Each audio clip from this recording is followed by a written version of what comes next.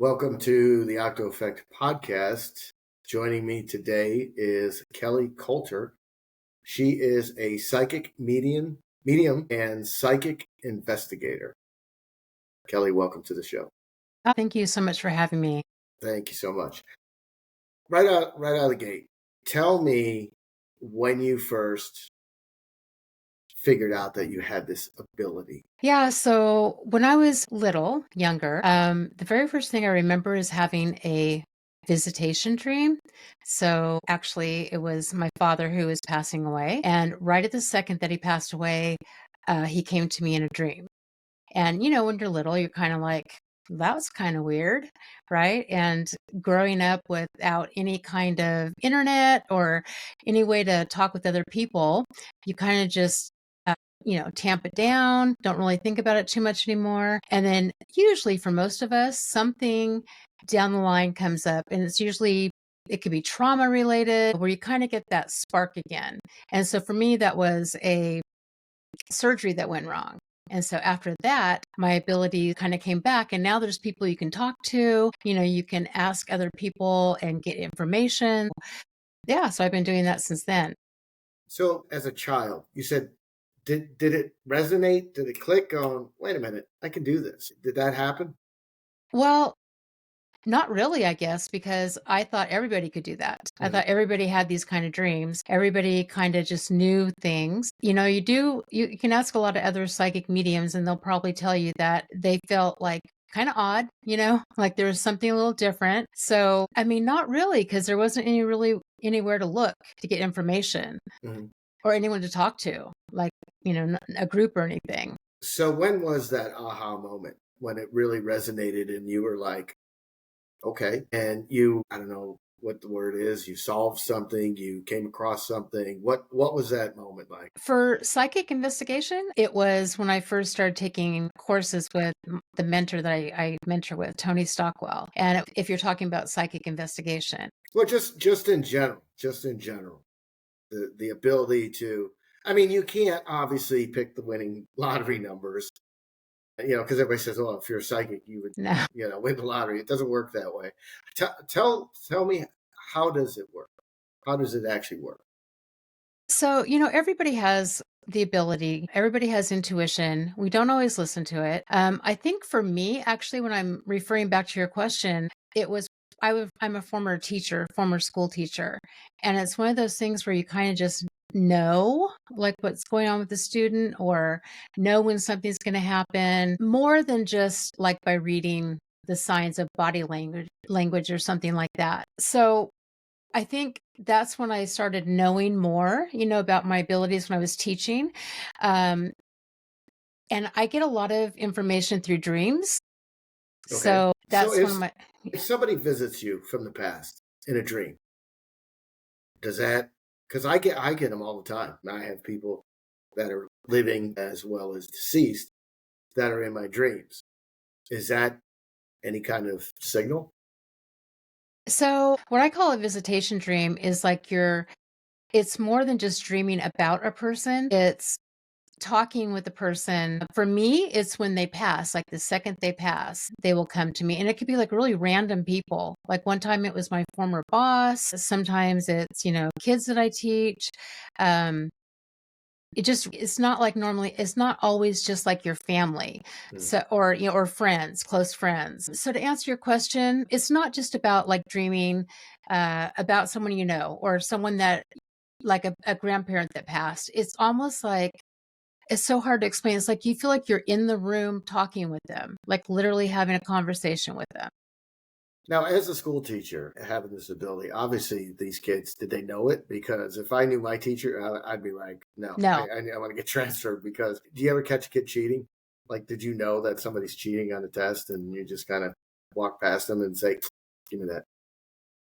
Yeah, but I don't know if that's psychic. That's kind of just Teacher your teacher intuition. intuition. Yeah. Yeah. So my students didn't know, but then I kind of would say they did because they would always tell me things. Like, for instance, I taught special ed the last 6 years of my teaching career. And I had a student that was hard of hearing.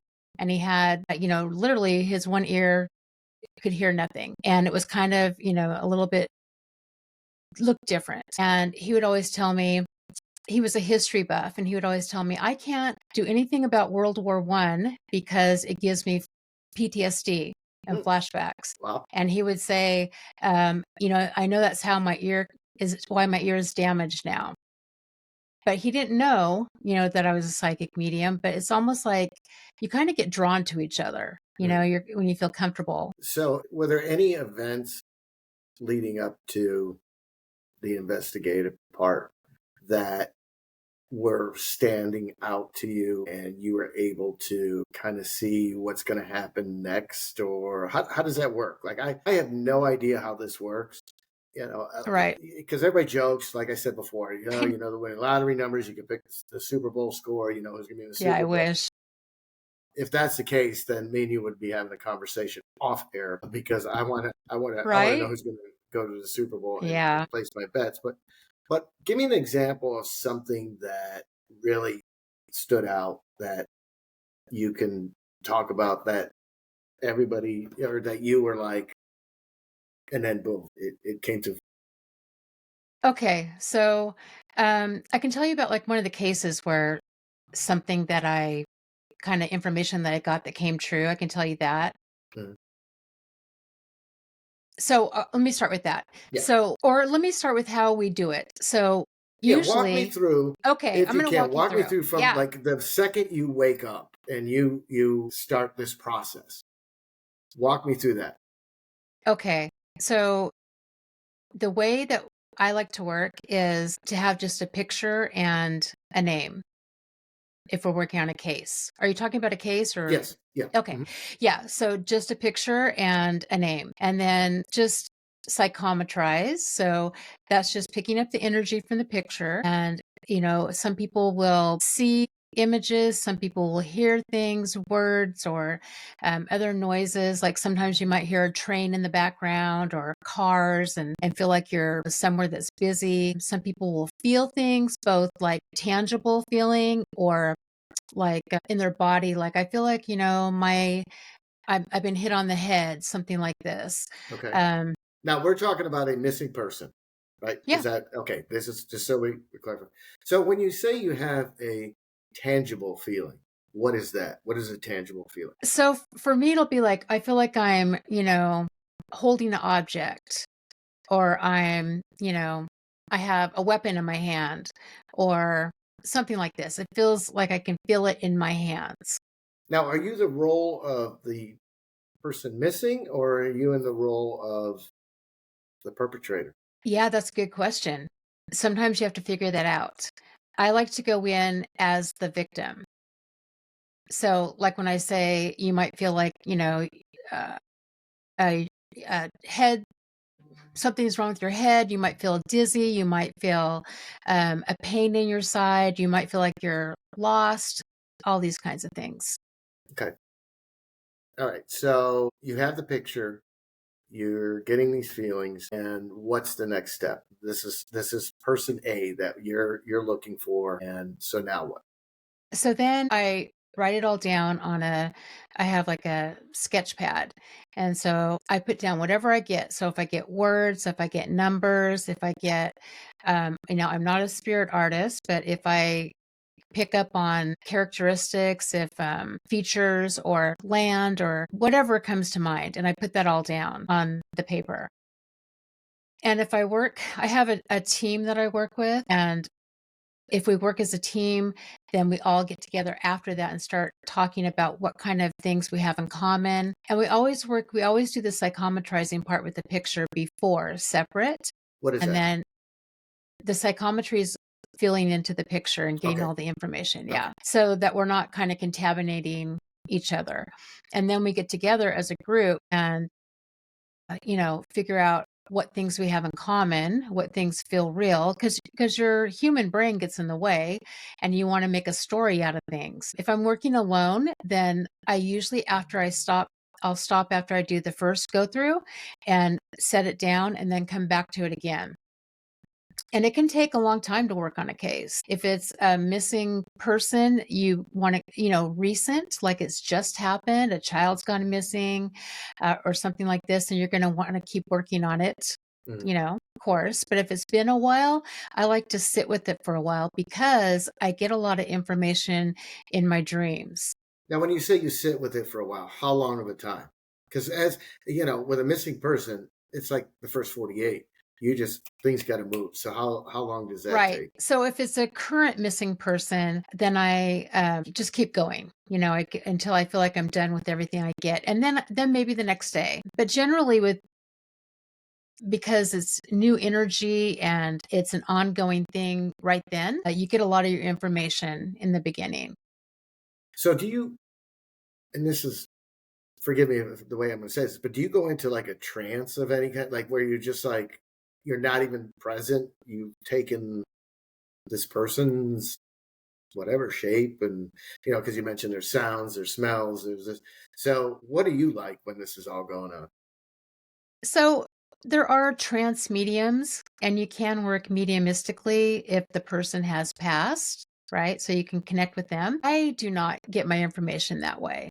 So when I'm talking about uh, is more like remote viewing.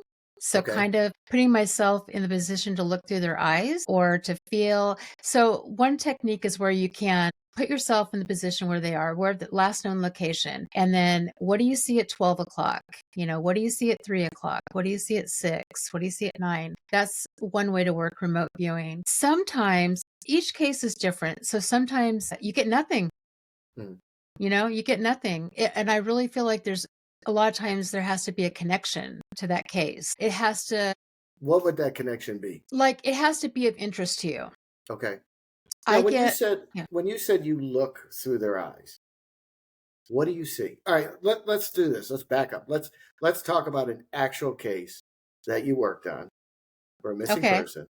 So you have their picture, right? That's how it starts. All right. So let's go all the way through what you do. So this is an actual case where Okay. All right. I'm going to start with a case that we worked on. It was a missing teenager. And so I had the picture, I had the name. That's it. I sat with it, worked on it, did my drawing. what were things that were coming to mind when you like you said you sat with it, you worked, you made the So drawings. What were some of the things that immediately came to you? I felt I was scared. I felt I was confused. I felt like I was mad. I felt like I left on my own. Later, I actually felt I was pregnant, which was true. I felt like I felt like I lived with two families, but neither one of them felt like home. So very confused, right? But I felt like I was also close to my last location that What did I you don't know. hear? What did you like? What were some of the things that you heard and possibly smell? Let's see, I'm trying to remember. Well, I'll tell you one thing. After I tapped into it more, I felt like I was the at my boyfriend's house and in the closet, hiding in the closet. And that when the mom was at home, I hid in the closet. And when she was at work, I would come out. And that's actually the part I dreamed about too. And that actually was the case. Really? So she was at the boyfriend's house. Now he'd already been interviewed and everything, but of course he was hiding her. Why was he hiding her? Because she was pregnant? Or Yeah, was there more I involved think to it? so. I think there was a lot more involved in it.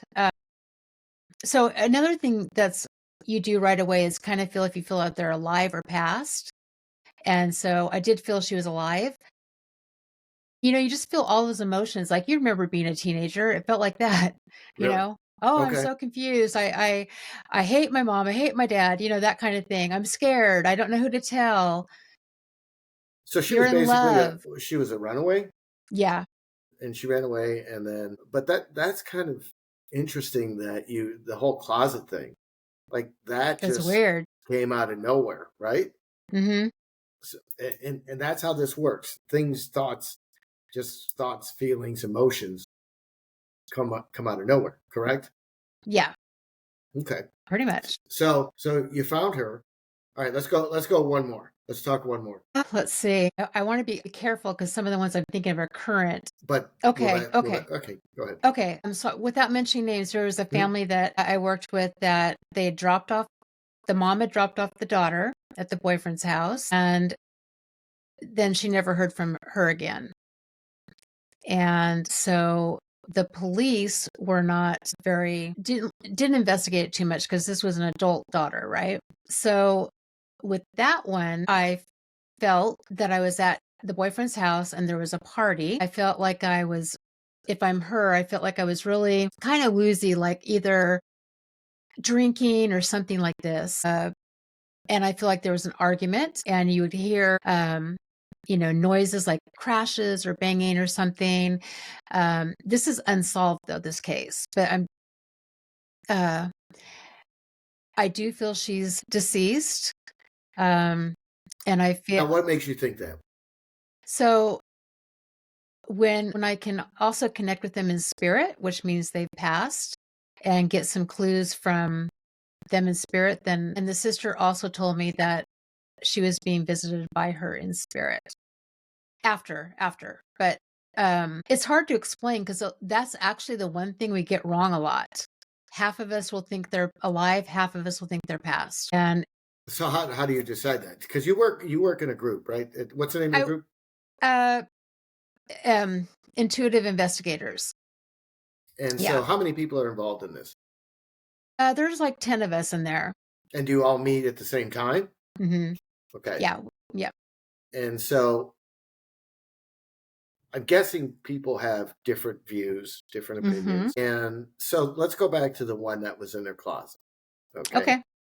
And, or in the boyfriend's closet.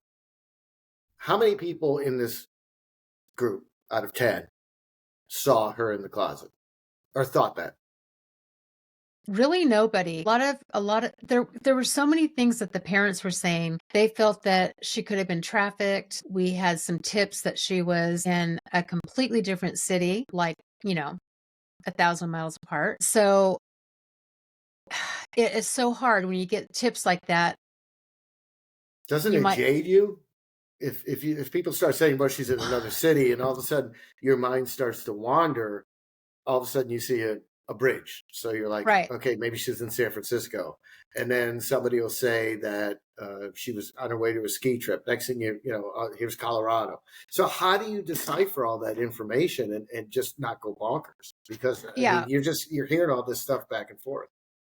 So this was like an ongoing case. So I guess I, should have said that where we got the case, we worked on it, and then it was like, a month-long case. And so the family would update, oh, we have a credit card bill from New York or something. So you have to, being a psychic on a case is kind of, we're just like another tool in the toolbox. Just like if you had a search and rescue dog, they don't always find the body, but they kind of lead you in the right direction. Kind of like that. So to answer your question though, we weren't told that in the beginning, if Okay. that makes sense. Yeah, Yeah. it was yeah, I don't know. A couple of us felt she was still around home-ish, right? And then some felt that she had traveled. So when you had the credit card receipts from New York, how did that play into it? I mean, was she found in New York? No. Okay.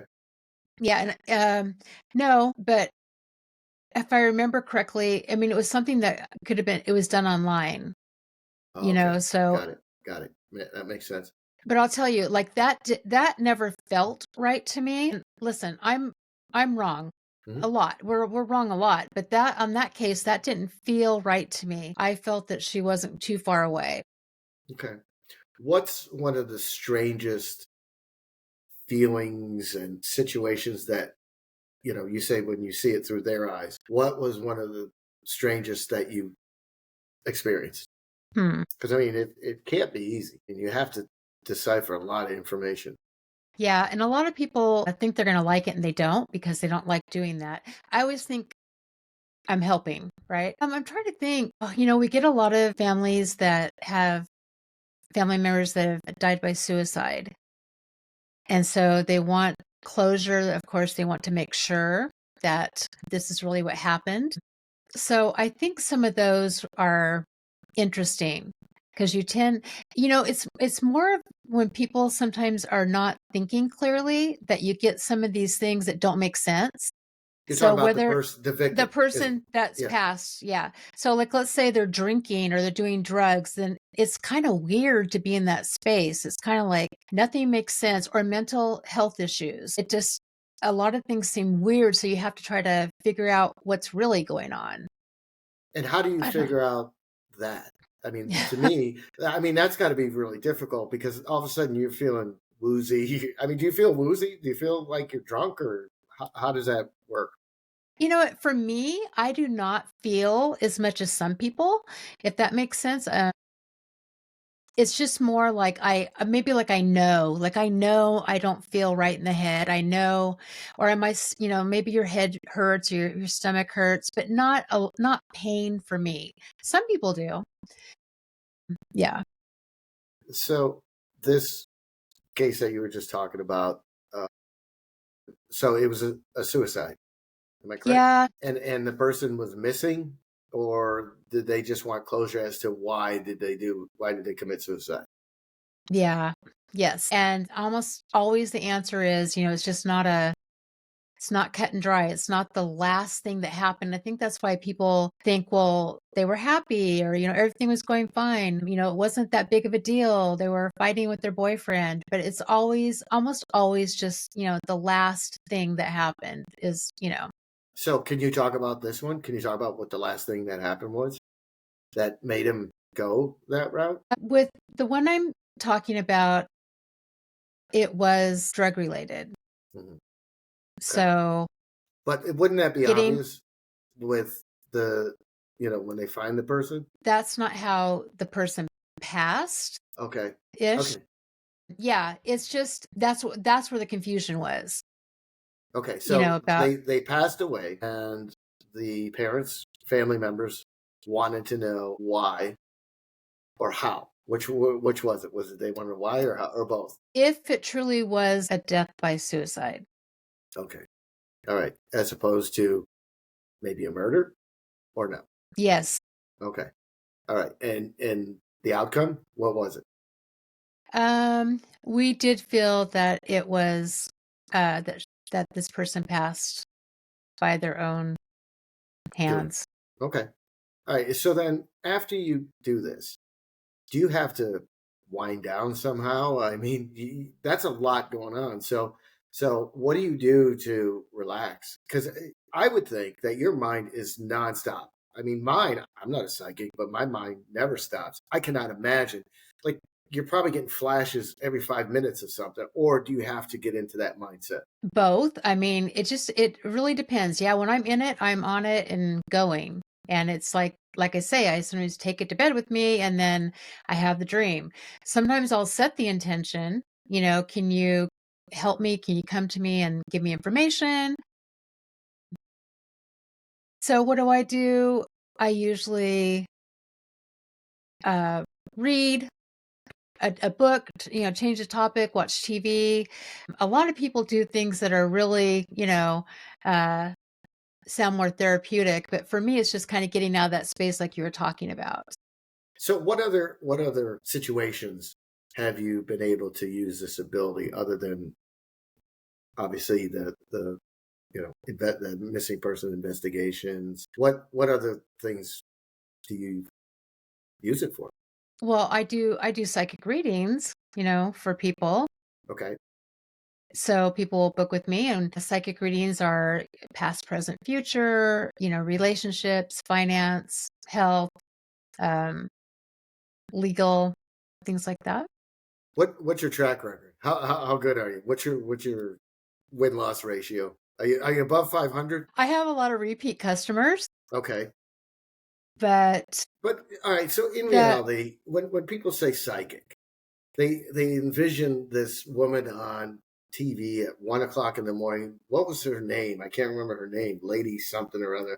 She wore gold, and she had these. It was just so. How do you get out of that stigmatism?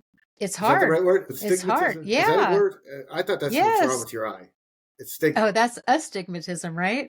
I don't know. So how do Yeah. you get out of that of being this woman on TV that's just collecting money off of people? Yeah, it's difficult, and I think for people my age, it's probably never gonna go away, but the newer generation is much more open to it. Whether they call themselves psychics or not, intuitive, they're much more open to everything.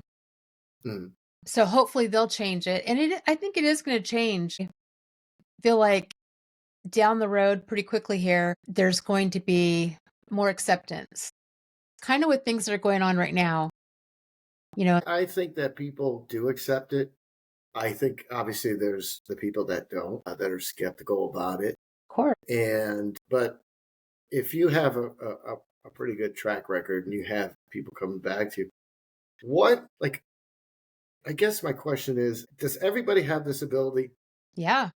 So how do you tap into it? Or is this part of your course? You know, that's a lot of people come to me to take classes because they're interested. How do I do this? Being psychic is really just using your intuition. Like you can practice standing in the grocery line. Which line should I get in? Which one's going to be shorter?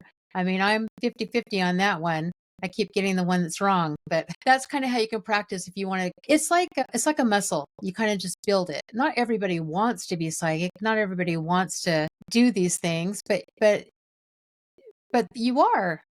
You would just I bet you, um, I don't know. I don't know what kind of test I would give you, you know, I don't know. I think I may have some abilities, and I'm not trying to be funny I know, because okay, let's hear them. I get the gut feelings. I get okay, you're sitting on an airplane, right? The seat next to you is empty, and the plane's getting ready to board, and there's like five different people coming on. I can always pick out which one's going to sit next to me out of Boom, those five people. you got it. And I'm 1,000% right all the time on that. And I don't know what it is, but I just get this vibe from looking at the person. I'll look in their eye. I look at each person's eyes. I know it's creepy, but I'm just like, okay, so I can mentally prepare. Do I want to have a conversation with this person? Do I want to pretend I'm sleeping, or do I want to like be pretending to read a book? And I'm right pretty much all the That's time. it, Jim. That's it. We're So gonna we're gonna put you on the team. you're gonna recruit me because I Yeah. was told I was clairvoyant.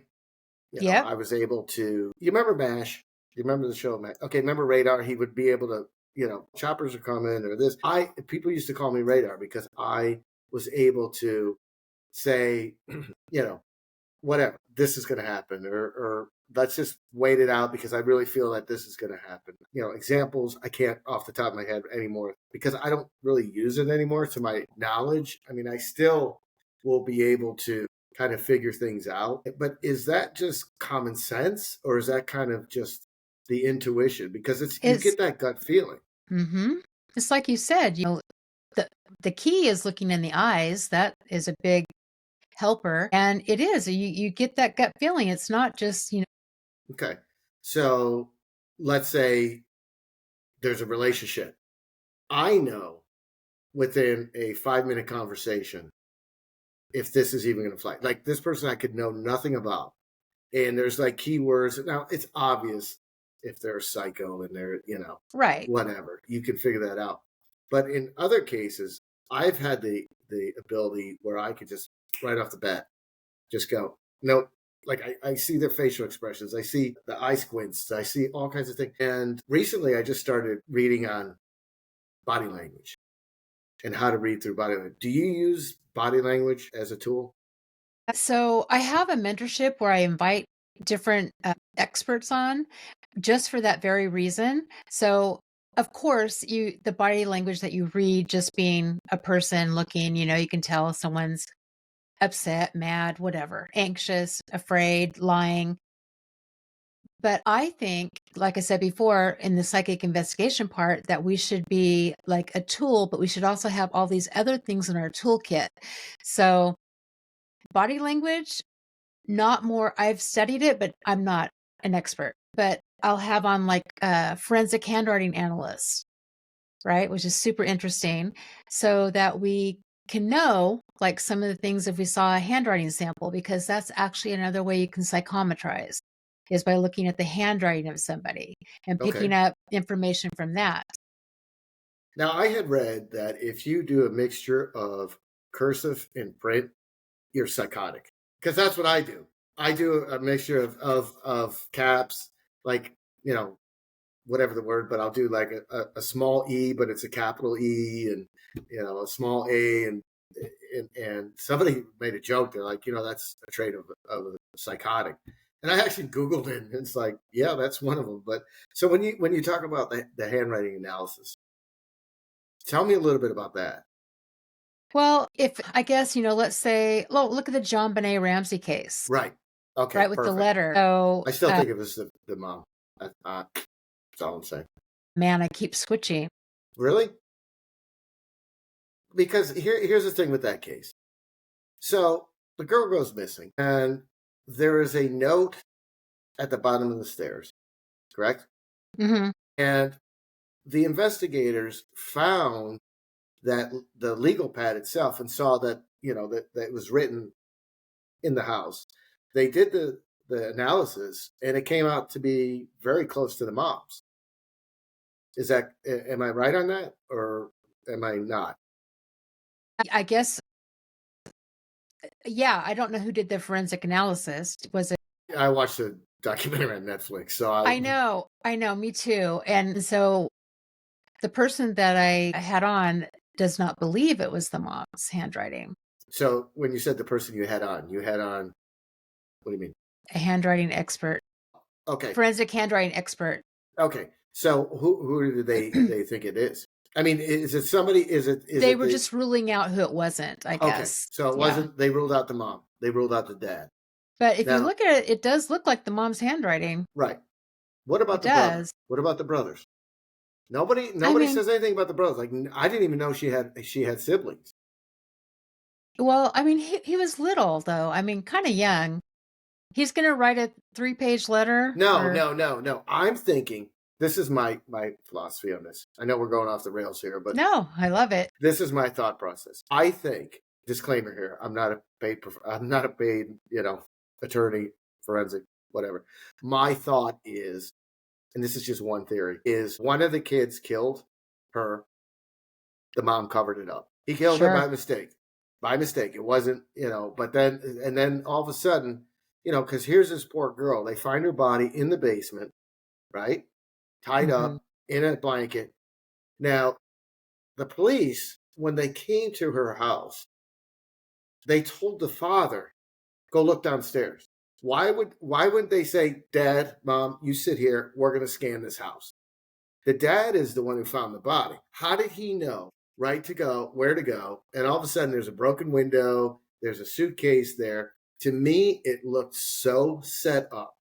Talk to me? Let's talk about this case. Oh my What is your gosh. thoughts? Yeah, every single time I watch another documentary or read the book, I change my mind. And this is actually a case of where I feel like there's so much outside information. There's so many things to get in your brain that make you think, oh, yeah, that's right. After that last documentary, I thought, oh, it's not the dad, it's not the family. And then you get off and you read something on Reddit about how they left all this stuff out. You Mhm. know, I think they made a good case for uh, the forensics being kind of messed up, and the guy that was it Japan, the teacher, Oh yeah, and he had been in their garage the mhm, mhm. summer before, and he knew so much. I don't know. So now, have you grabbed a picture of her and tried to figure this out yourself? Yep. So what? Yep. All right. So let's talk about that. What did you see? Well, that's like I said, is I can tell you, but it's so super hard because I know all these different theories. Right. If the family came to me and said, our daughter's been killed, what do you think? I would look at her picture, have her name, and then, do my own thing. But now I have all these documentaries and it's been so many years. My gut feeling feels like possibly someone in the family, Okay. But one of what them. what did you see when you held her picture? Oh, I don't know. You see where I'm going with this? Yeah, I'm trying to remember. I felt more for her. I felt like if I'm her, like I feel like I am. I don't know if I'm tapping into her. I feel like I'm older than my age. I feel like all these things with her, I don't see like what happened with her because in my head, I already know there's, what happened. Right. And So that yeah, can and cloud that's your a hard judgment. one. That Yes, that clouds your yes. judgment. That's why we work on it before, or if it is like a cold case, that is a cold case, that doesn't have a lot of media to it, then Mhm. that's gonna be easier. Like the Beaumont children, you know that case? No. Back from 1966 in Australia? Mm. The three children that went to the beach and they were abducted and they're never seen from again. There's so many theories on that one, and I've read all of them. There's like 5 different people who are suspected. So it makes it difficult because you have all the outside noise. So, what do you do to prevent that? Obviously, you wait, or you don't wait for the media frenzy to hit. You try to get to it as fast as possible. So, like, one of my things how I practice on my own is I'll get like the missing person alert. And then as soon as that comes up, I'll start working on it without knowing anything about it, just the picture and the name. And, it is practice. So to see if what you get, what you don't get, a lot of times those are solved right away ish. Mhm. There So was you the, so your phone goes off, you get an Amber Alert, right? Is that, do they call them Amber Alerts there? yeah, Or they okay, do more like there's like a Reddit thread called missing persons. And so they pop up on there a lot. okay. So you're scanning Reddit and you see a missing person report.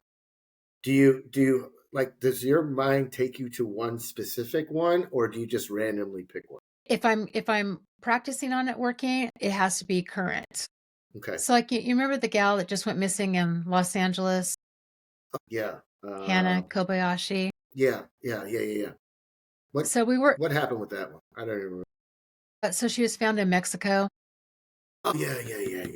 Okay, all right. Yeah, Because there's so there's so many, and you just try to keep track. But so go usually ahead it on that. has to be one that gets, like, a lot of attention. Hmm. So that one got a lot of attention. So early on with that one, I actually stopped working on it because I felt like there was something way off, too many stories. But when I first worked on it, I thought I felt like a lot of maybe, not mental health, but just, like, confused or, this kind of a feeling like this, and I don't know, something about that one just felt wrong, so I stopped working on that, but in the beginning, that would have been a good case, Hmm. because it got a lot of national attention, and then as it went on, there were so many theories, it was just like, Right. What yeah, about what about Lacey Peterson? yeah, that's not too far from where I am. I imagine that was just, and this is the wrong word to use, but I'm just going to use it. It was a circus. It had to have been.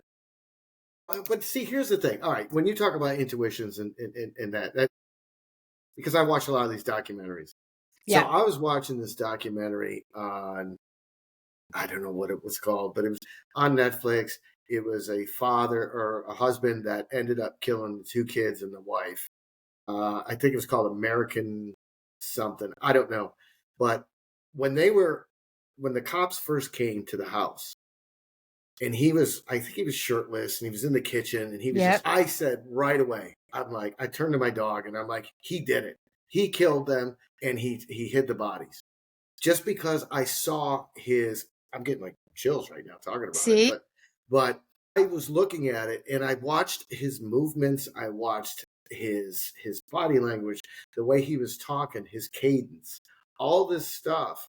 I'm just like, this guy did it. Why are you guys just searching any further? Figure it out. Go to his workplace. That's where you're going to find the bodies. And where did they find the bodies? At At his his workplace. workplace. So I think I could be on Boom. your team. You You know, can, you're a psychic detective for sure, I wish I could and use that that's in Vegas, though. That would be, right? I know. see what the But dealers got. that's and that's kind of the thing. That guy, if I remember correctly, he was really nonchalant. I mean, Yeah, honestly, if you didn't know, he didn't look like he did it. I was right off the bat. So I'm it's like, just because he was too calm. Because if that was my wife and kids, I would be losing my mind. yeah, I would be like, guys, all right, help me out here. Like I would be going a million. This guy was so calm and he was so precise on everything, and just his acting was subpar. Like yeah, his acting, I looked at this guy and I'm like, you know what, you dirty bastard, I know you did it. I And know.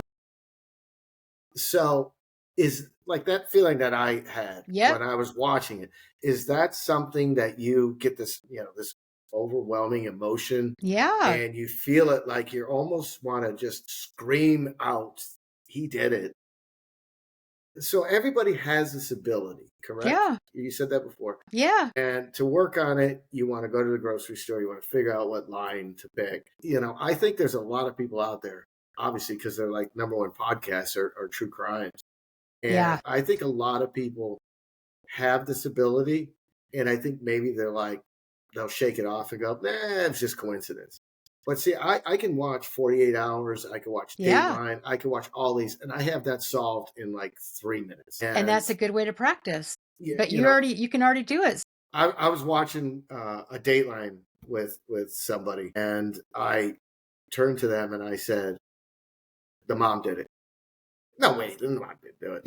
Guess what? Guess who did it? The mom. The And so mom. now this person will not watch Dateline, will not watch the first 48 hours, will not watch movies with me that have to do with crime because I'm like, I got this figured out. So I don't know. Maybe it's just coincidence. Maybe it is something where I need to, work on it. But what would you tell the folks out listening that get this feeling and how to pursue it? So, find a teacher, a class that you like if you're interested. Some people may not want to pursue it. They may just, want to keep it to themselves. I think studying, and actually from a lot of different people as well. Because one of my things I like to say when I'm teaching is don't don't let any one person tell you how to do it. You kind of have to gather from different teachers, or you can watch YouTube or whatever, TikTok, whatever you want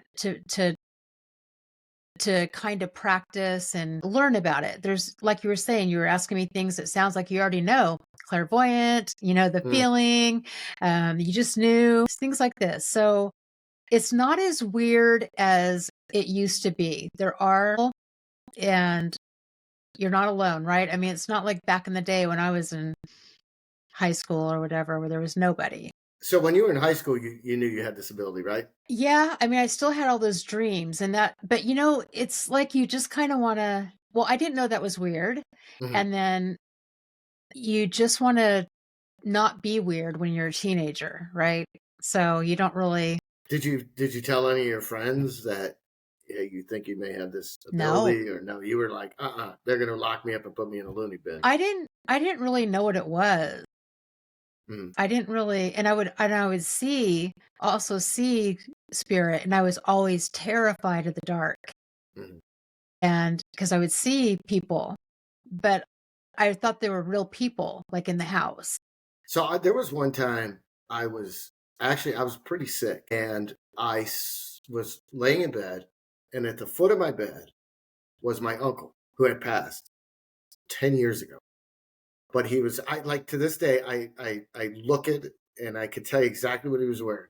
He was Italian. He was the 70s.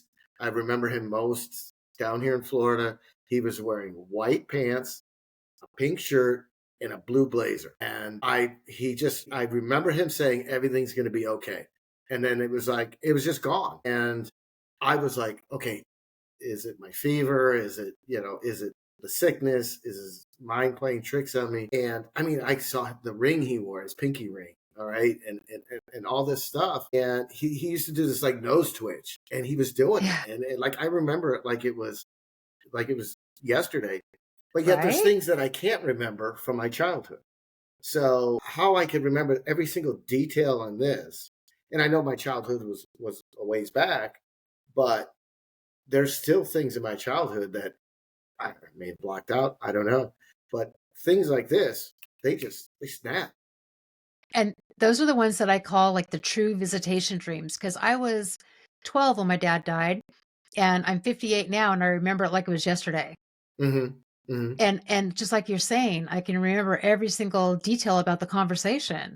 And actually, right after I woke up, the phone rang. It was the hospital saying he passed. When you're 12, you're trying to put all this together. Yeah, You don't know what it is. it's difficult. But how do you decipher what is noise and what is not noise? Because like for example, if I have a dream that my father, because he's deceased, but I interact with him in the dream. I've spoken to him in the dream. How do you like remember? I don't remember like what he said to me, but I remember we had a conversation, or I'll remember a feeling he had when he was there. Prime example. Yesterday I had a dream, and this is so bizarre. And I know this isn't a dream show, but you may be able to shed some light on this. I had a dream, and my father was there, and there was another friend of mine there, and my father was like, "All right, we're going to go to dinner," and I was like, my friend handed me a beer and said, "Hey, sit down and have a beer." And I told my dad, "I'm going to have a beer. Why don't you go to dinner without me?" Which I would never do. I would never do. But I'm like, why would I do that? But that's what I remember. But I don't remember what happened before it. Is this going to lead me down some path? So, what would you recommend somebody? How do you remember what happens when you see somebody who's passed on? Yeah, that's hard because like for me there's like a fine line between like a visitation dream and then dreaming about like our father. Like I've had lots of dreams about my father, Mhm. but that I don't consider visitation dreams. It's super hard to explain. But No, it makes that perfect does sense. that does really sound, it just depends. So what I do, and my husband hates it, but Mhm. I will wake up and I'll record it on my phone so I don't Mhm. forget it. Because I do forget them. Yeah, But the ones that are visitation dreams, like, will stay with you yeah, forever. Like, right. you'll remember. And sometimes, let me ask you, when you saw your uncle, Mhm. did you see his mouth move? Was he talking? Do you remember? Mhm. Okay. Because Mhm. sometimes on the visitation dreams, it's almost like, yeah, and you're talking, but nobody's mouth is moving. So What does that sometimes mean? that's another sign. Yeah, fascinating, fascinating. Like I've never spoken to a psychic before. So if somebody wants to learn more, how do they get in Yeah. touch with you? My website is mediumkellykristen.com. That's probably the best way, or same on Instagram. All my social media is that. I do teach like beginning psychic mediumship. I have a circle every Monday night. And I Is that also, online? yeah, they're Okay. all online. Okay. Yeah. All right. Yeah. And do you have any events coming up? I do. I have an in-person actually in Austin, Texas. So it's a psychic investigation. It's called Austin Case Files, and that is the website. 3 days in person. We're going to do investigating. And I'm the, former school teacher. So we will be taking field trips and, Mhm. doing things around the city. And then after our 3 Zoom like continuation classes, working with another psychic medium, Kay Reynolds, who is from that area. So it's going to be really fun. And right now it's early bird. Early bird. Gotcha. Yeah. And once again, how do they sign up for that? That one is austincasefiles.com, Perfect. or it's on my website too. Good. Kelly, it's been an absolute pleasure. I've learned so much. I hope I didn't try and come across as some psychic, because I just have these things and I just want to know what's going on. And I find this all fascinating. And what I want to do is maybe when they solve this JonBenét Ramsey, let's chat again. Yeah. Let's talk about that, and let's see how good I was with this. You You're know, probably my right. my thing is because I'm not sure how old the kids were, but she was what? How old? I 6, think, I think. was she 6? All right. And I thought she had older brothers. That's what I thought. Maybe I'm wrong. But my She theory still stands. It was a cover up. It was one of the siblings, and the mom covered it up. I bet you're right. You And solved so, it, Jim. We're gonna who hire knows? you. Who knows? So it's an absolute pleasure, and Thank you. appreciate you coming on. Thank you so much. Thanks for having me.